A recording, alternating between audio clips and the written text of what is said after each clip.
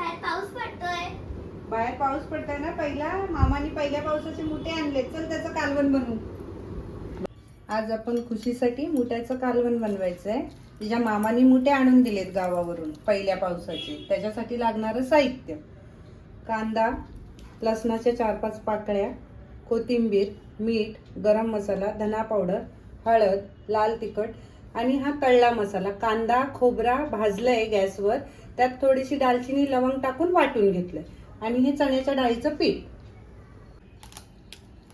असे आपण मुठे मोडून घेऊया. जरा सांभाळू ना, ते चावतात.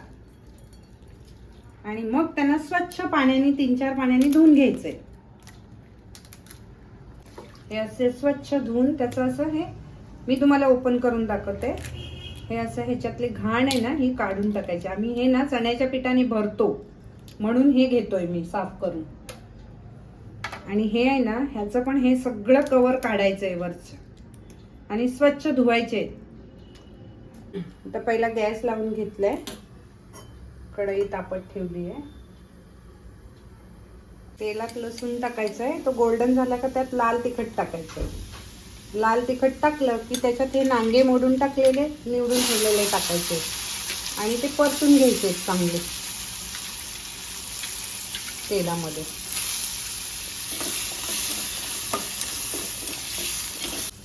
आता त्याच्यात हळद घालते, थोडासा हिंग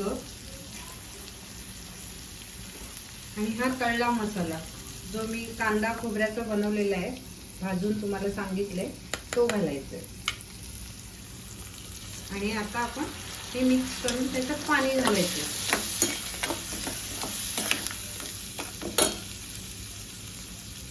तुम्हाला जितकं हवंय तेवढा रस्सा जाड पातळ करू शकता.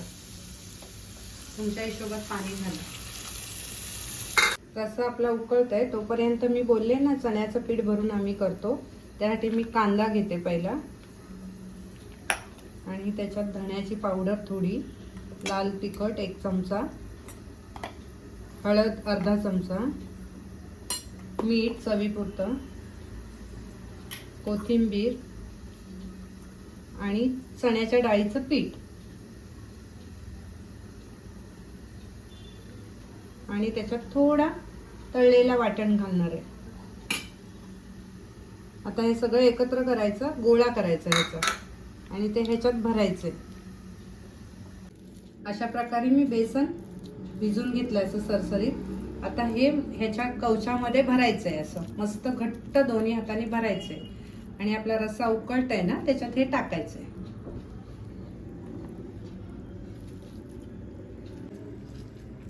असं सगळे मुठे भरून मी त्याच्यात टाकते कवच. उरलेल्या पिठाचे असे गोळे टाकते. माझ्या मुलांना माझ्या ना उरलेल्या पिठाचे गोळेच आवडतात जास्ती. आता ह्याच्यात मीठ टाकते आणि गरम मसाला आणि 10-15 मिनिटं मस्त उकळवायचं आहे त्याला, की रेडी आपला मुठ्याचा कालवण. आता हा आपला मुठ्याचा कालवण रेडी झालेला आहे. आता भाताबरोबर खुशीला खायला देऊ. किती छान सुगंध येतोय त्याचा आणि मलाही कधी खाऊ असं झालंय. हे खुशीच्या मामाने मुठे आणलेले, त्याचा रस्सा रेडी झालाय आणि आता तो खुशीला देणार आहे.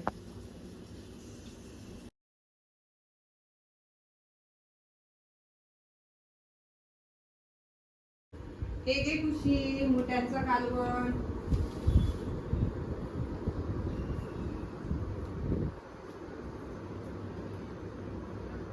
वा मावशी, मस्त आहे. थँक्यू.